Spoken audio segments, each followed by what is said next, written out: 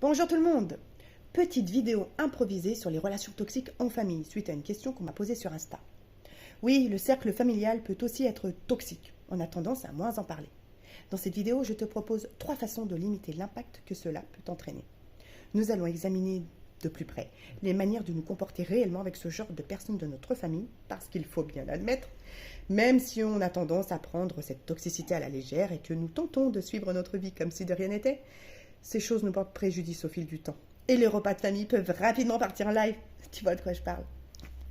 Depuis que nous sommes enfants, nous avons appris que nous devions nous sentir reconnaissants envers la famille que nous avons et de ce fait, qu'il ne nous est pas vraiment permis de dire non et de fixer nos limites envers un membre de la famille qui pourrait pourtant être une personne toxique.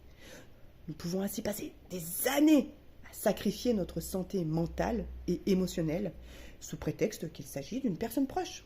Et de ce fait, nous oublions que peut-être toutes les personnes de la famille ne sont pas des personnes saines et que nous ne les aurions probablement jamais choisies pour faire partie de notre vie si elles ne faisaient pas partie de la famille.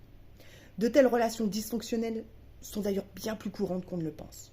Si au sein de ta famille, tu te sens sous pression, invisible, avec la sensation que ton opinion ne compte pas, que ta valeur dépend uniquement de ce que tu donnes, que tu te sens dépassé lorsque tu es avec certaines personnes qui en font partie, malgré tous les efforts que tu as faits pour améliorer la relation. Oui, tu as probablement affaire avec des comportements toxiques, oui. Mettre fin à une relation toxique avec un membre de la famille est difficile, car il n'est pas toujours facile de s'éloigner. Alors comment faire ? Tout d'abord, ne t'attends pas à de réels changements. Une personne toxique est incapable de reconnaître ses erreurs. Elle trouvera toujours une excuse. C'est donc toi qui devras changer ta façon de réagir.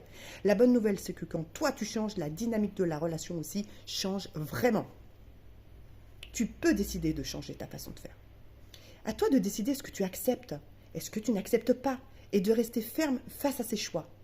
Ensuite, travaille ton estime de toi. Si on te lance constamment des remarques déplacées, que tu as droit à des avec tout ce que j'ai fait pour toi, ou ah, tu sers à rien, j'avais besoin de toi l'autre jour et t'as pas fait ce que je t'ai demandé, reste vigilante avec ces remarques. Essaye de ne pas prendre les choses de façon trop personnelle.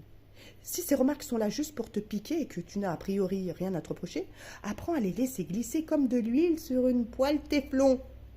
Ne te laisse pas atteindre. Apprends à reconnaître ta valeur. Et apprends surtout à dire non de façon franche et directe. Et à fixer tes limites une bonne fois pour toutes. Et apprends à pardonner. Ah, pas forcément parce que l'autre le mérite, non. Mais parce que toi, tu mérites la paix dans ton esprit. Et attention, pardonner ne veut pas dire oublier. Ce qui est à oublier, par contre, c'est l'idée de vengeance ou de te plaindre sans arrêt. Transforme tout ça en un désir de te protéger, de protéger ta tranquillité d'esprit. Les personnes toxiques sont très critiques et c'est énergivore pour les proches. Quand ce membre de la famille devient trop négatif, change de sujet, réponds-lui en soulignant le côté positif de quelque chose d'autre.